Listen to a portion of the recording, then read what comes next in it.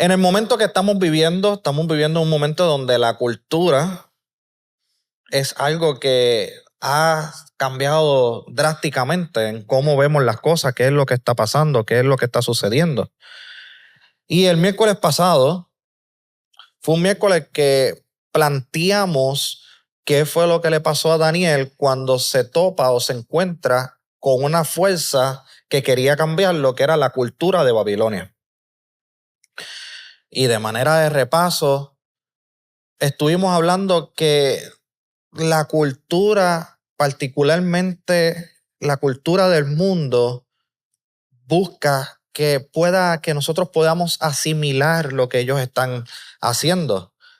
Y llega un punto en donde lo que dice la Biblia, particularmente, dice la Biblia que a lo malo le van a llamar bueno y a lo bueno le van a llamar malo.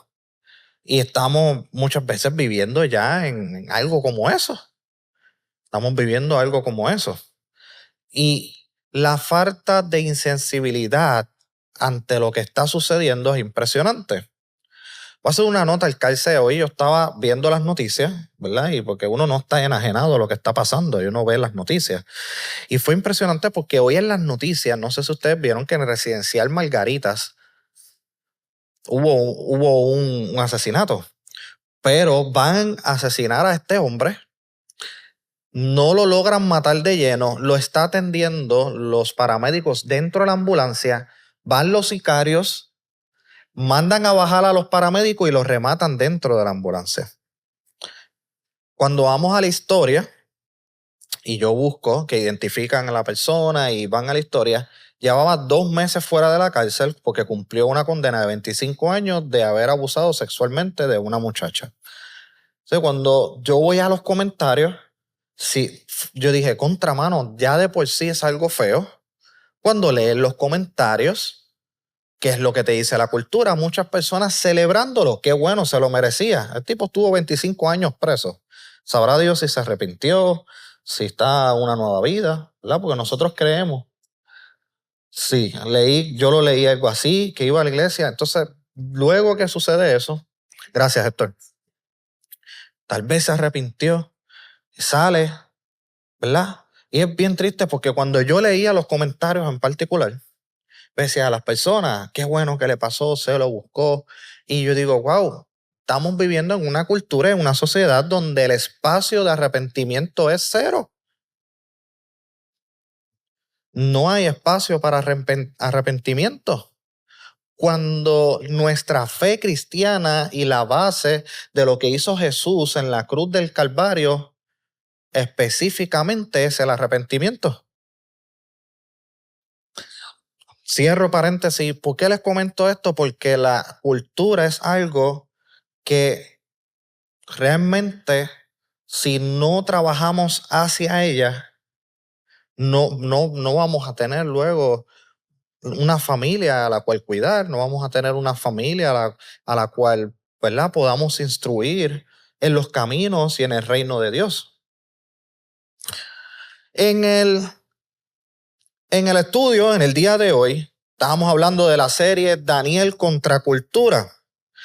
El miércoles pasado, yo no sé cuánto les gustó, a mí me encantó. Yo lo escuché, se lo envié a Jan Freder y le dije, toma, edítalo y envíamelo que lo voy a escuchar. Lo escuché varias veces, a mí me fascinó. Está en el YouTube de la iglesia. Yo ahorita se los envío para que lo puedan ver. Ahí están ya casi todos los mensajes de lo que se está predicando en todos estos días. Pero en la noche de hoy vamos a estar hablando dentro de la serie Daniel contra Cultura. Vamos a estar estudiando Daniel capítulo 3 y vamos a hablar sobre la fe que no se arrodilla. La fe que no se arrodilla.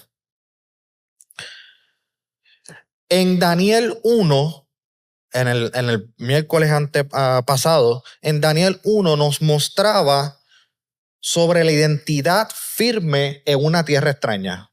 ¿Verdad? Hablamos sobre la firmeza de Daniel en medio de un lugar extraño. O sea, que su firmeza iba más allá de la comodidad de lo que establecía Babilonia.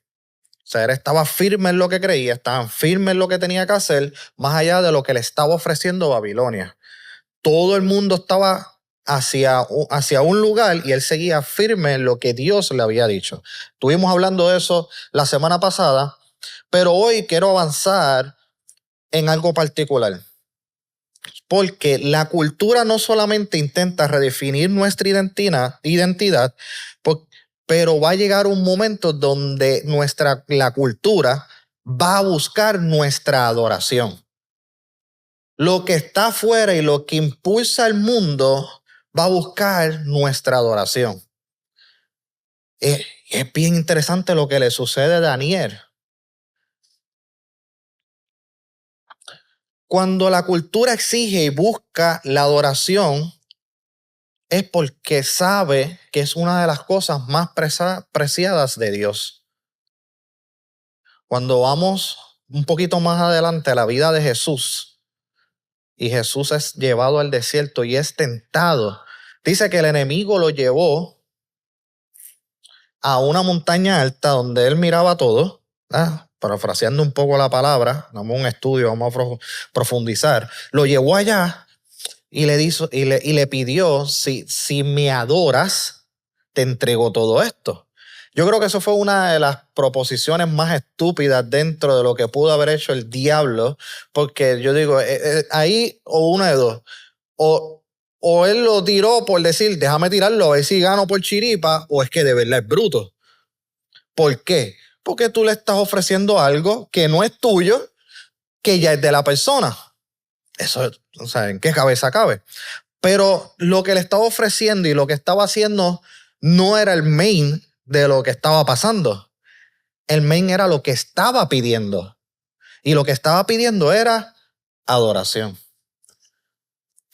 Y cuando vamos a la Biblia, vemos específicamente momentos en donde esos momentos van hacia el pueblo de Dios o hacia las personas de Dios para que se tornen su espalda hacia Dios y la adoración que le damos a Dios, dársela a las cosas incorrectas.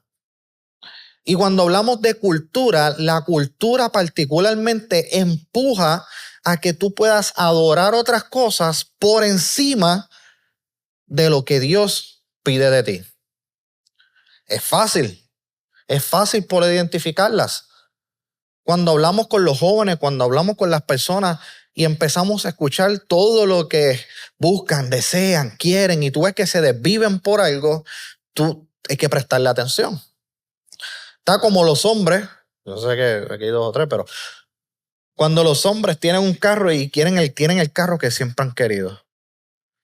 Tienen el carro y lo tienen lindo, lo limpian y todo. Y hey, no, cuidado, no ensucies las alfombras, no hagas esto, no hagas lo otro. Y cuando eso pasa, llega un momento en donde lo adora tanto que pierde perspectiva para qué es el carro. Ha pasado. Hay otras, ¿verdad? Opiniones y hay otras también experiencias. Cuando vamos a la cultura, lo que les hablaba el miércoles pasado pasa con lo que nos empujan a nosotros afuera, con lo de ser puertorriqueño. Yo soy puertorriqueño, soy feliz por ser puertorriqueño, pero el ser puertorriqueño no va por encima de ser hijo de Dios. Y eso es algo bien importante. ¿Por qué? Porque tenemos afuera una cultura donde celebrar el ser puertorriqueño es tolerar lo que dicen afuera, lo que es ser puertorriqueño, cuando la realidad no es esa. Cuando nosotros siendo hijos de Dios podemos ser hijos de Dios y mostrar cómo un puertorriqueño hijo de Dios debe ser. En Daniel capítulo 3 vemos cómo particularmente sucede algo que obligan y llevan a Daniel a hacer algo que él sabía que no podía hacer, no debía hacer, y vimos que no lo hizo. Nabucodonosor, lo dije, no lo voy a repetir otra vez, levanta una estatua de oro. Su altura aproximada era 27 metros, un símbolo visible de poder político y espiritual. Eso se encuentra en Daniel capítulo 3, versículo 4 al versículo 6. Ahí lo apuntan en sus libretas de estudio, lo marcan en su Biblia. Yo lo voy a leer acá en el traducción lenguaje actual. Y dice, cuando ustedes oigan la música, deberán inclinarse y adorar la estatua. El que no lo haga será arrojado al horno encendido. Esa es la primera instrucción que da el rey luego de que hacen esta estatua. Y es bien interesante porque ellos especifican el tamaño de la estatua y de qué estaba hecha la estatua, pero dan bien específico el alto. Eran 27 metros de alto, una estatua inmensa. Y les quiero compartir, en el mundo de la publicidad, tal vez ustedes no se han dado cuenta, pero cuando tú vas por la autopista y han visto los letreros de los fast food, están los letreros de los fast food y los letreros de los fast food tienen una altura. Pero de momento tú hay otro fast food más cerca y vas a ver ese otro letrero de fast food y está más alto que el anterior. ¿Y no les ha pasado? A mí me pasó, aquí en Puerto Rico lo he visto cuando uno va de camino para el sur, para el área sur de Puerto Rico, en esa autopista, uno ve mucho eso en los letreros. Donde yo lo vi bien marcado fue en los Estados Unidos. Tuve la oportunidad de ir a Texas y conducir en una autopista de Texas. Si conducir en las autopistas en Puerto Rico es una aventura, en Texas eso es porque los carros van rápido, los camiones, y tú dices, ¿por dónde voy? ¿Por dónde me meto? Y uno no está acostumbrado. Pero yo vi eso. De momento yo vi un letrero, alto. Burger King, voy al otro. McDonald's, más alto. Y voy al próximo. Hay uno allí que se llama Whataburger, muy rico. Muy bueno, Whataburger. Muy bueno, qué rico. Tengo hambre. Mira, y veía los letreros cada vez más altos. Y yo dije, me dio curiosidad. Estudiando en la universidad, recuerdo eso y le pregunto a uno de los profesores de marketing y le digo, mira, ¿por qué los letreros eso es para demostrar jerarquía? Para demostrar jerarquía. Yo soy mejor que tú. Si yo estoy más alto, estoy en un nivel más alto, soy mejor que tú. Y el que viene cuando viene dice, wow, te está viendo a ti, pero a lo lejos ve uno más alto y dice, bueno, vamos a aquel, porque es que como que llama la atención al ojo. Y así mismo pasa con las estatuas. Todo lo que se eleva alto es para estar por encima del resto. Y eso es parte de lo que hacían los reyes en ese tiempo. Elevaban estatuas, elevaban cosas para que estuvieran por encima del pueblo, para llenar ese eco y decir, yo estoy por encima de todos. Nabucodonosor crea esta estatua para que le alabaran, pero dio unas instrucciones específicas para que el pueblo accionara en momentos en particulares. Él dice, cuando ustedes oigan la música, deben inclinarse y adorar la estatua. Y él dice, bueno, el que no lo haga va para horno. No era una sugerencia, era algo obligado. Y algo bien interesante es que el instrumento de presión fue la música. El instrumento preciso para presionar fue la música. ¿Les parece algo parecido a lo que sucede hoy con la música? ¿Ah? La música. La cultura utiliza el espectáculo, utiliza la emoción colectiva y utiliza la presión social. Nosotros vemos la televisión, vemos las noticias, vemos todo lo que sucede para robar nuestra atención de lo que dice la palabra de Dios y lo que dice Dios de nosotros. Tenemos que ver por dónde se dirige la cosa. Y llega un momento que el mundo lo que dice es que va a embobar a todo el mundo con el espectáculo. Vamos a entretener a la gente, porque alguien entretenido es alguien que no está viendo las cosas. La emoción colectiva. Llegan en momentos en donde todo el mundo se emociona y nadie piensa. Una de las cosas que habla la neurociencia es cómo nuestro cerebro reacciona, los químicos que se forman. Cuando llega ese proceso de la emoción y suceden esos químicos en nuestro cerebro, empieza a bloquear ciertas áreas del cerebro que no nos dejan reaccionar. Y está la presión social. La presión social de lo que allá afuera dicen cómo tenemos que vestirnos, cómo tenemos que comportarnos, cómo tenemos que hablar. Y lo decimos afuera, pero no te creas que a veces pasa inclusive dentro de la iglesia. Pasa dentro de la iglesia. Durante ese momento que el rey da esas instrucciones, no fue una discusión teológica. Él no discutió teológica con más nadie, no, van a adorarme y van a hacer esto por esto. No discutió teológicamente, fue una orden pública, una orden del gobierno. Yo soy el rey, ustedes van a hacer lo que yo diga. En el versículo 12 del capítulo 3 es donde se prueba la fe. Dice que hay unos judíos que no te obedecen ni adoran la estatua. Viene un grupo de personas y se acercan al rey y le dice, allí hay unos judíos de esos, imagínense la película como si estuviéramos viendo una novela turca. O sea, estamos así y vienen los alcahuetes del rey y se le pegan y, mira, Nabú, allí hay 4 muchachos de esos que tú escogiste, que tú dices que, oye, qué chévere, que hablan, qué inteligentes. No son tan inteligentes nada porque no se están arrodillando. No te están adorando. Se le acercan y van y le comentan y le dicen eso. Pero algo pasó.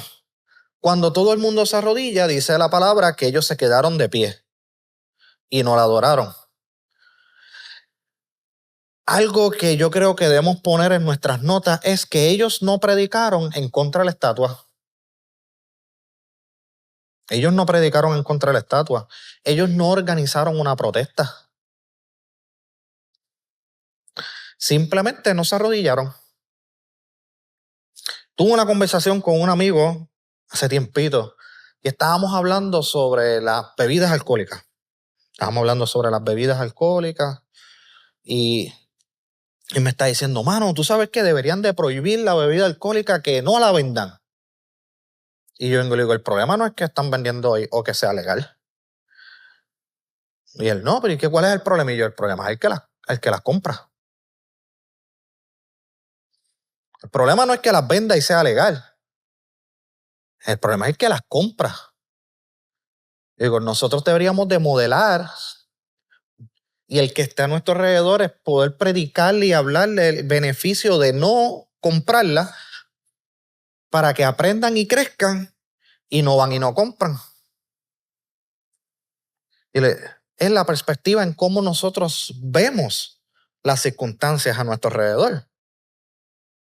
Hablando con un grupo de muchachas que me invitaron a hablarle y yo dije, yo decía, bueno, vamos a hablarle aquí a un grupo de muchachas de que me invitaron hace tiempo, cuando teníamos los grupos de jóvenes y las células y eso. Y me dijeron, vamos a hablar. Y una de las muchachas era bien fogosa y le gustaba. Y decía, tírales, dale palo ahí, háblales del aborto, ¿vale? Y yo, sí, dale, no hay problema. Tranquila, vamos a hablar. Empiezo a hablarle a las chicas, yo le digo, mira, que el aborto sea legal o sea ilegal, no nos debe afectar a nosotros como hijos de Dios si nosotros en nuestra casa empezamos a enseñar las cosas correctas. Si empezamos a modelar las cosas correctas, llega un punto en que lo que haga el mundo y quiera legislar los que están allá afuera, no va a afectar tu descendencia porque transmitiste el mensaje correcto. Y eso era lo que estaba pasando en ese momento con los jóvenes judíos que pusieron una estatua. Todos se estaban inclinando ante la estatua con una orden que los obligaba a hacerlo. Sin embargo, lo que ellos aprendieron y lo que ellos estaban ejecutando era lo que Dios decía. No adorarás a otros dioses. Simple. Y ellos no lo hicieron. La firmeza no siempre es confrontación. Y vemos que muchas personas piensan que el ser firme es ir por la vida confrontando a todo el mundo, y la realidad es que no.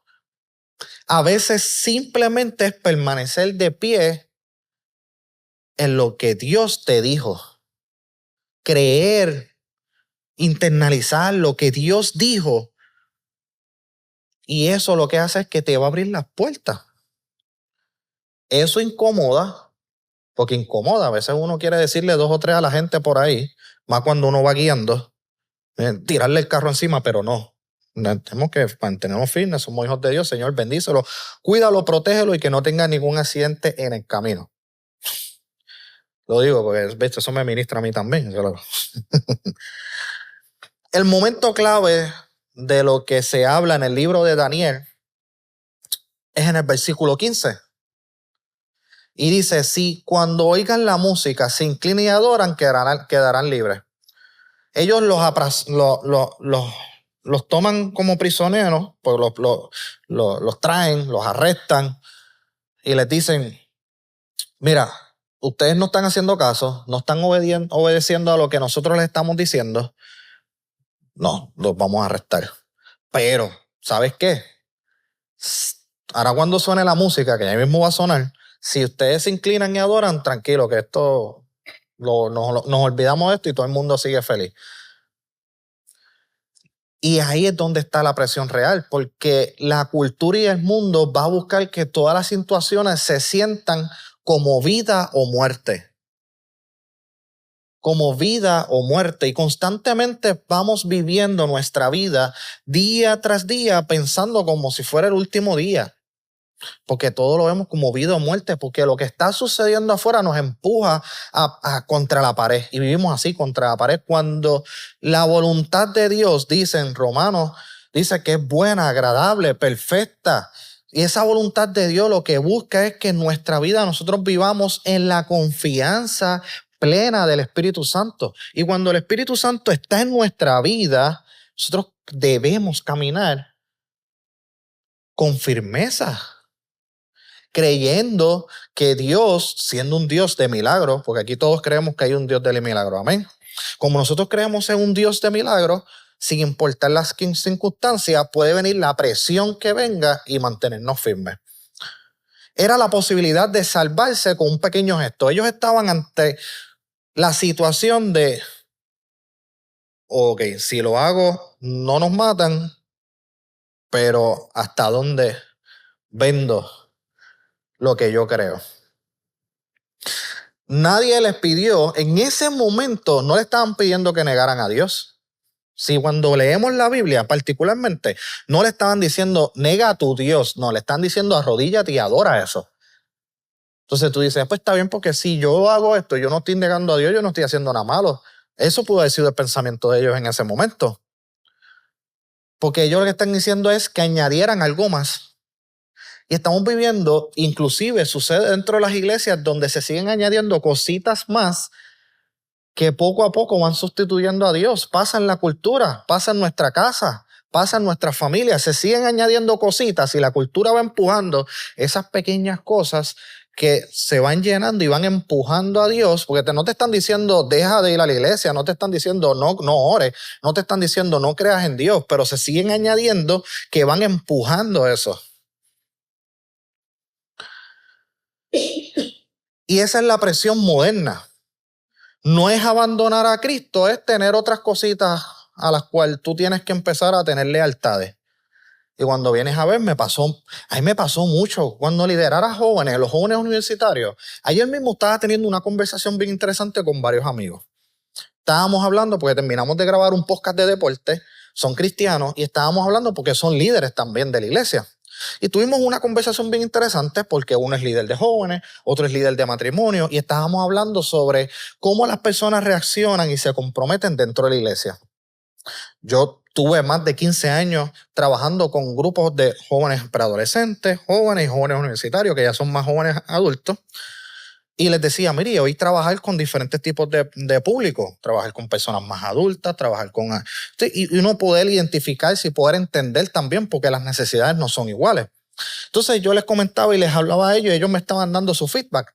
El que trabaja con matrimonio me decía, mano, es que los matrimonios es un poco complicado que se comprometan, que puedan servir en la iglesia. ¿Por qué? Porque tienen que bregar con los nenes, tienen que llevarlos a la escuela, tienen que trabajar. Cuando salen de trabajar, tienen que limpiar la casa, se sienten cansados. Y yo los he escuchado y yo me reía. Viene el que es líder de jóvenes y dice, no, muchachos, porque tengo que bregar con los papás. Los papás los tienen que llevar a la iglesia o llevarlos a servir. Entonces, si están estudiando, están más grandecitos y están en la universidad, te dicen, tengo que estudiar para un examen. O si están estudiando y trabajando, tengo que salir de estudiar y ir a trabajar. Y cuando vienes a ver, se encuentran todas esas cosas que son esa división de lealtades Esas situaciones que van empujando poco a poco a Dios fuera del camino, porque nadie le está diciendo a ellos, no dejes de creer en Dios. Pero los van empujando poco a poco. Y yo les comentaba a ellos, les digo, escúchense lo que están diciendo, no hay mucha diferencia entre tal vez una generación u otra, una necesidad u otra. El detalle está en la perspectiva, cómo vemos las cosas. Yo les decía, mira, y les hablé un poquito de lo que les estoy hablando hoy. Yo les decía, mira, llega un momento en donde estamos viviendo en una cultura que no te está diciendo que no creas en Dios, pero te pone tantas cosas en el camino para que Dios no sea tu prioridad. Tenemos todo lo que nos sucede en nuestra vida, inclusive en la misma salud. Yo estoy visitando al doctor, al quiropráctico, y el quiropráctico es cristiano, y él es intenso. Es intenso, ¿verdad? Porque es un quiropráctico, busca la salud, él busca cosas más naturales. Y más allá de pastillas, más allá de estas cosas, él dice que el trabajo tiene que comenzar por uno. Tiene toda la razón, pero es intenso. Los otros días me dijo, mira, si tu cuerpo, si tú quieres sentirte bien y tú quieres ser funcional, tú tienes que empezar a buscar qué es lo que está robándote la posición para que tú trabajes con eso. ¿Qué es lo que te está robando la posición? ¿Es el trabajo? Significa que estás dedicándole más tiempo al trabajo que cuidar tu cuerpo. Entonces estás desbalanceado. Yo me quedé así, yo dije, wow, es verdad. Y le comenté esto a los muchachos mientras estábamos hablando y yo les decía, él me dijo esto, ahora vamos a llevarlo a la vida cristiana, vamos a llevarlo al reino de los cielos. Si tú quieres que Dios realmente, porque Él es bueno, Él es justo, pero es un caballero. Y a veces perdemos de perspectiva lo caballeroso que es Dios, y Él quiere darnos, pero depende de nosotros recibir. Entonces, si nosotros sacamos ese tiempo y empezamos a poner en el orden correcto y en la prioridad correcta a Dios, todas las demás cosas empiezan a funcionar en el orden que Dios sabe que va a ser bueno para ti. Cuando vamos a la palabra y vemos que el mundo y la cultura te quieren empujar hacia otras lealtades, entonces, ¿qué viene? El milagro de Dios si nos mantenemos firmes. En el capítulo, dentro del capítulo 3, versículo 17 al versículo 18, entre esos dos versículos, dice específicamente, nuestro Dios puede salvarnos, pero aunque no lo haga, no adoraremos a tu estatua. O sea, la firmeza está a creer que Dios tiene el control y Dios tiene un propósito y la voluntad de Dios es tan perfecta que ellos le dicen al rey, te voy a decir una cosa, no nos importa, métenos en el horno de fuego, no me importa, méteme ahí. ¿Sabes por qué? Yo estoy firme en el Dios que yo creo. Como yo estoy firme en el Dios que yo creo, Él me va a salvar. Él me va a salvar. Es más, ¿sabes qué? Y si no me salva como quiera, no me voy a arrodillar. Imagínate la firmeza que tú tienes que tener en la voluntad y creer específicamente en lo que Dios dice para nuestra vida. Que aunque no lo haga. Eso cuando yo lo estaba leyendo, yo dije, tú sabes que tener los timbales bien puestos. Porque muchas veces nos asustamos. Y yo digo, vivimos en un mundo yo digo, en el mundo de las maravillas, donde estamos esperando y que pensamos que la voluntad de Dios siempre va a ser en nuestro mundo ideal. Pero ¿y si no? Sigue siendo la voluntad de Dios. Pero tenemos que creer lo que dice la palabra. ¿Qué dice la palabra? Que todo obra para bien. Entonces, todo dice, todo obran para bien. Pero ¿qué es lo que dice antes? Para los que aman. Para los que, o sea, tú tienes que poner de tu parte para que eso suceda. Y ahí Daniel, junto a sus compañeros, lo demostraron. Eso es una fe adulta. Una fe adulta es entender que aunque esté pasando lo bueno, sigo firme. Aunque esté pasando lo malo, sigo firme. Eso es una fe adulta. No es por fe, o sea, no fue el milagro, no es la recompensa, no es la protección, es la convicción, el creer en que Dios lo va a hacer, y si no lo hace, también voy a seguir creyendo en Él porque su voluntad es buena. Mucho es fácil. Es fácil creer cuando Dios responde. Es fácil. Como en el matrimonio. En el matrimonio es fácil amar, es fácil construir mientras todo está súper bien. Cuando todo aprieta, pero es que esto no es lo que me dijeron del matrimonio. Esto no era así. Esto no era. Para esto no fue que yo firmé. Pero la realidad es que no necesariamente es así. Es por la convicción, lo que representa. Por eso es que es bien interesante, porque mira, a veces yo trabajaba con los muchachitos y ellos decían, es que tenían 17, 18, 19 años y me decían, Alberto, es que, ay Dios mío, es que es tan lindo y nos vamos a casar. Y yo, chévere, se van a casar y, ok. Y, nice. Y yo, ven acá, ¿cuánto tú crees que tú te dure seguir viendo lo lindo? Y me decían, pero ¿por qué tú dices que me dura que seguir viendo lo lindo? Y yo le digo, sí, porque eso te va a durar hasta que se levante por la mañana y te topes con él sin lavarse los dientes. Ahí se le va a ir lo lindo. Yo le digo a mi esposa, a mí sin lavarme los dientes, dame el beso así como quiera, así, eso es fe, eso es amor.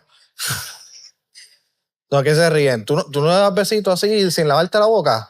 Qué fe. Si tienes que hacerlo, hazlo.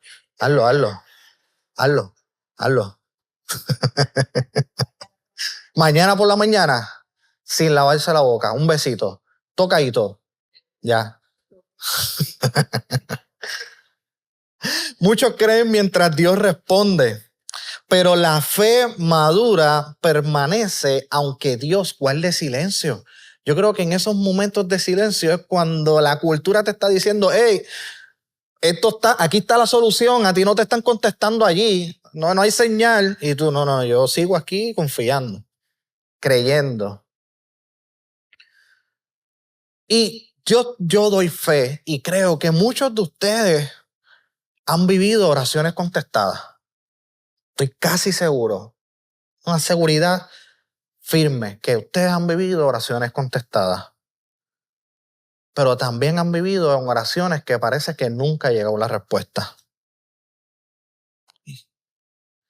Han visto milagros. O sea que aquí en esta casa se han visto milagros. En nuestra vida hemos visto milagros. Pero también hemos visto pérdidas. Y se han visto pérdidas. Y la pregunta no es si Dios puede. La pregunta sería ¿lo seguiré aunque no haga lo que yo espero? La pregunta y lo que nos trae ese texto de lo que le sucede a Daniel es, yo voy a seguir, voy a estar firme, aunque no suceda lo que yo espero. ¿Y por qué yo digo lo que yo espero? Porque muchas veces ponemos eso primero. Una fe joven, esa fe inicial, dice Dios lo hará. No, me he topado y yo he estado en esa situación donde uno está en ese primer amor, uno está creyendo y dice, Dios lo va a hacer, y tú estás ahí, esa fe, y Dios lo va a hacer. Pero una fe madura va a decir, aunque no lo haga, yo sigo creyendo. Y eso es lo que Daniel le dijo al rey, le miró a la cara y le dijo, ¿sabes qué? Haz lo que te dé la gana. Yo no voy a arrodillarme, yo no voy a adorar la estatua, pero si me vas a meter en el horno, méteme en el horno, como quiera no me voy a arrodillar, Dios me va a salvar, yo lo creo, y si no me salva, tampoco me voy a arrodillar y voy a seguir creyendo. En el versículo 23, 24 al 25, el rey dice, Yo veo 4 hombres caminando libres dentro del fuego. Y este es uno de mis versículos favoritos. Cuando vamos a ese versículo favorito, esa historia en particular, que ya están los 3 jóvenes dentro del horno de fuego, a mí me fascina, me encanta. Porque muchos cristianos van a empezar a preguntarse, ven acá, si estaban ya en el horno de fuego, ¿por qué no apagó el horno? ¿Por qué no lo sacó del fuego? ¿Por qué no hizo nada de eso? Si él tiene el poder, él lo pudo haber hecho. A mí me fascina. Yo cuando lo estaba estudiando y dije, diadre, esto está exagerado. ¿Por qué?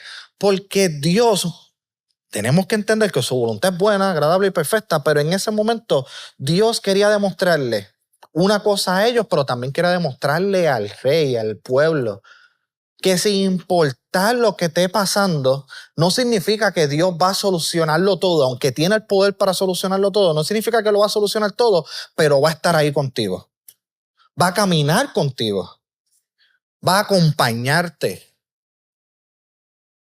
Y hoy estamos viviendo una etapa en la vida donde a mí personalmente una de las cosas que más me crea sentimiento es cuando las personas ya se dicen, pues, ya me quito, estoy solo, es que nadie me acompaña, no tengo a nadie. Eso es una de las cosas más tristes.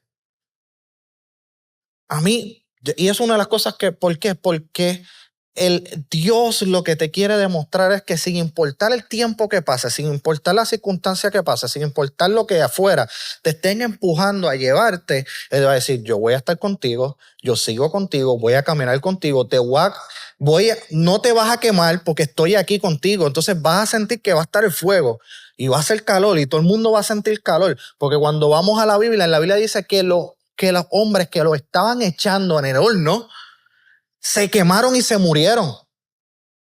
Pero a ellos no les pasó nada.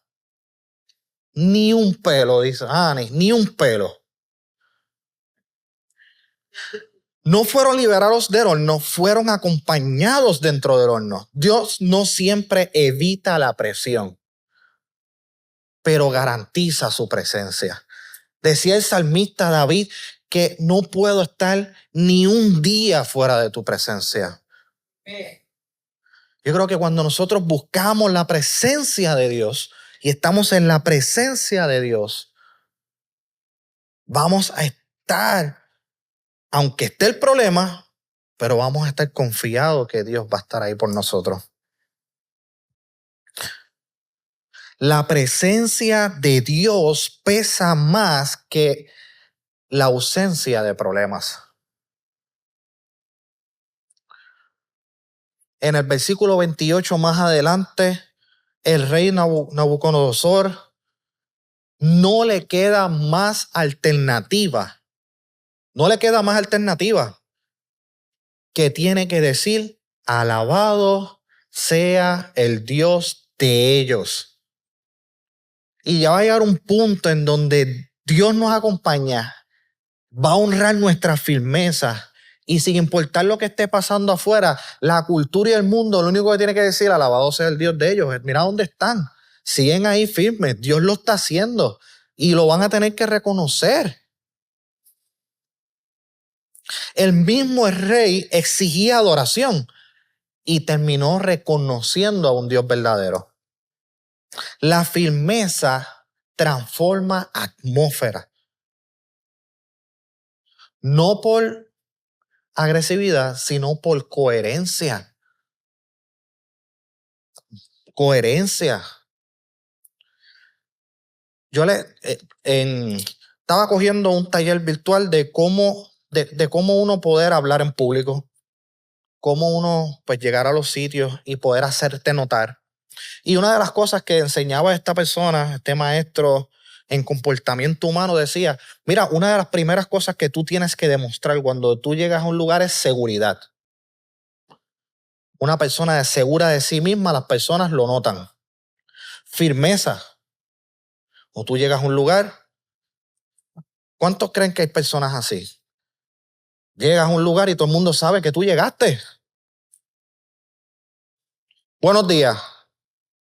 buenos días, buenos días. Y tú te responden y responde para atrás. Y buenos días. Y esa firmeza. Imagínense si uno lleva esa firmeza y el carácter de Cristo en nosotros y donde quiera que lleguemos y la persona dice, yo estoy enfermo, cree una sanidad en el nombre de Jesús ahora. Es más, ¿quieres orar? Vamos a ponerte las manos ahora. Esa firmeza lo que hace es que transforma la atmósfera donde quiera que vamos. Y esa presencia, porque ya Dios lo estableció. Él va caminando contigo. Él está contigo ahí. Y donde quiera que va, las cosas tienen que cambiar. Y una de las verdades y las cosas que tenemos que resguardar para hoy, la cultura siempre va a exigir lealtad. La cultura de afuera y todo lo que sucede afuera va a exigir nuestra lealtad. A decir, mira, no te está diciendo, no creas en Dios, te va a decir, pero atiéndeme a mí, ven acá, atiéndeme a mí primero. La presión colectiva es más peligrosa que una persecución directa. La presión colectiva, es porque todo el mundo lo hace. Todo el mundo lo hace. Y esa presión colectiva de todo el mundo lo hace. Y es que si todo el mundo lo está haciendo es porque parece que debe ser correcto. Y no necesariamente. Porque una persecución directa es tú contra mí. Y ahí no pasa nada. La fe madura no depende del resultado. Depende de creer. Si pasa o no pasa, seguir creyendo. Dios no siempre evita el fuego, pero siempre y te asegura que va a estar contigo. Y, ¿verdad? Dentro de este estudio, yo te voy a hacer 3 preguntas y esas 3 preguntas tú las vas a anotar, porque después cuando vayas a orar, tú vas a hacer esas preguntas. Y tú vas a escribir ahí, apunta, estoy inclinándome en áreas que parecen pequeñas, estoy cediendo en cosas pequeñas. Y esas cosas pequeñas que tal vez estás cediendo en lo que tú crees o en lo que tú le tienes que dar a Dios hoy, ahí tú las vas a apuntar. He agregado lealtades que compiten con Cristo. Hay cosas que hoy tú puedes decir, espérate, esto compite con Cristo. Hay lealtades que compiten con Cristo. Y la última pregunta sería, ¿mi fe depende de resultados visibles? Hoy tu fe depende de lo que tú puedas ver. Daniel en el capítulo 1 fue una identidad privada. Él desarrolló, cuando hablamos el miércoles pasado, él desarrolló esa firmeza. Y era una identidad privada, porque lo que sucedió cuando le estaban dando la comida de rey fue algo en lo privado. Daniel ya en el capítulo 3 es donde esa firmeza él la tenía que demostrar en lo público. Una fidelidad en lo público, porque ya la presión sucedía afuera. La contracultura, y eso yo se lo explicaba a los muchachos, yo les decía, la contracultura no es rebeldía. Es una palabra que suena como, hay que ser, no es rebeldía. La contracultura es firmeza y adoración exclusiva a Dios. Y cuando vemos la acción que ellos tomaron en el capítulo 3 de Daniel es, no se arrodillaron, no negociaron, no se defendieron, simplemente creyeron, permanecieron. Y eso fue suficiente para que Dios se manifestara. Y muchas veces estamos persiguiendo tanto una manifestación de Dios en nuestra vida y lo único que hace falta es permanecer, creer.